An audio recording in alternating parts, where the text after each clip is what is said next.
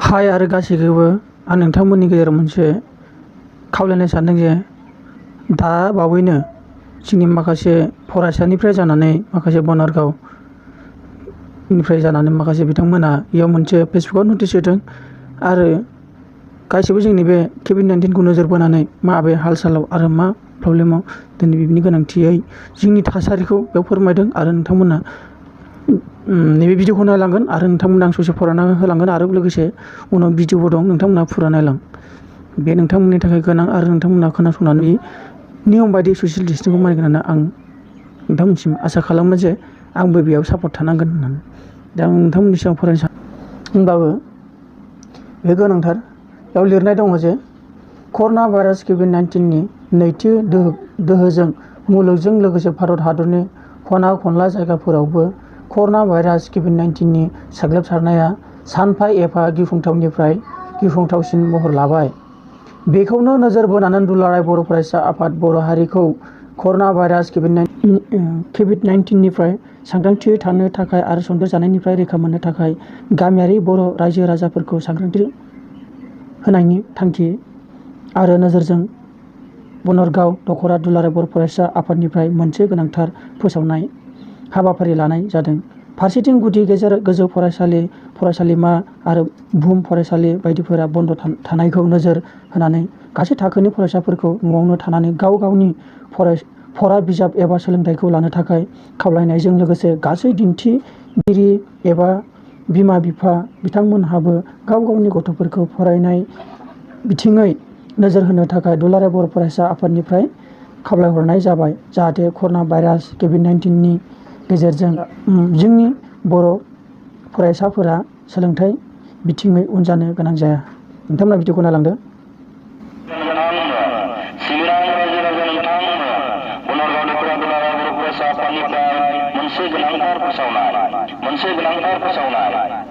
आथिखालाव बुहुमनाङै गोसारलानाय गिख्रंथाव कभिड-19 एबा कर'ना भाइरासआ आसाम रायजोजों लोगोसे भारत हादरनि गुबुन गुबुन रायजोफोराव गोख्रैयै साग्लोबसारगासिनो दङ आरो दिनैसिम गोबां सुबुंनि जिउ खहा जानायजों लोगोसे लाख लाख सुबुंफोरा बे बेमारजों साग्लोबजानानै देहा फाहामसालियाव थैनायनिफ्राय बारग'नो थाखाय नारा नाथा जुजिगासिनो दं। भारत हादरनाङै 1,30,000 कौटि सुबुंफ्रा खौसेयै गिख्रंथाव कभिड-19 एबा कर'ना भाइरासनि हेंथायै दावहा नांनो आरो गावखौ न'खरखौ गुबुनखौ आरो हादरखौ रैखाथि होनो थाखाय ससियेल डिस्टेन्स समाजारि जानथायखौ मानिनानै सोलिनो थाखाय गासै हादर अनफावरि सानसुमै रायजो राजा नोंथांमोननिसिम बनरगाव दख'रा दुलाराय बर' फरायसा आफादनिफ्राय गुरै खावलायहरनाय जाबाय।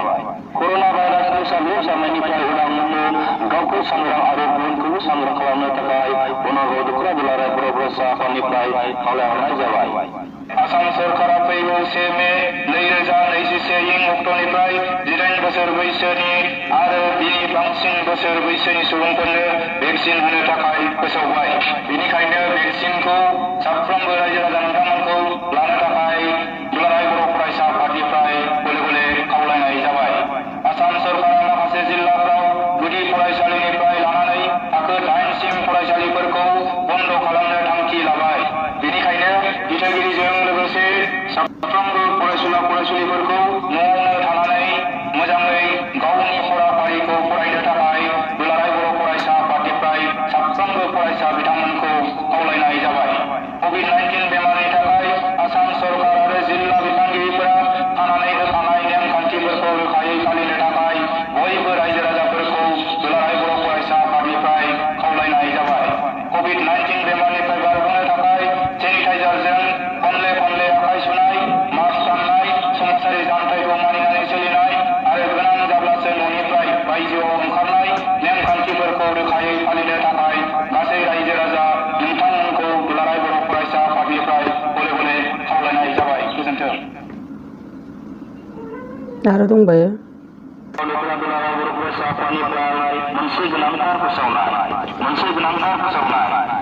आथिखालाव बुहुमनाङै गोसारलानाय गिख्रंथाव कभिड-19 एबा कर'ना भाइरासआ आसाम रायजोजों लोगोसे भारत हादरनि गुबुन गुबुन रायजोफ्राव गोख्रैयै साग्लोबसारगासिनो दङ आरो दिनैसिम गोबां सुबुंनि जिउ खहा खहा जानायजों लोगोसे लाख लाख सुबुंफोरा बे बेमारजों साग्लोबजानानै देहा फाहामसालियाव थैनायनिफ्राय बारग'नो थाखाय नारा नाथा जुजिगासिनो दं।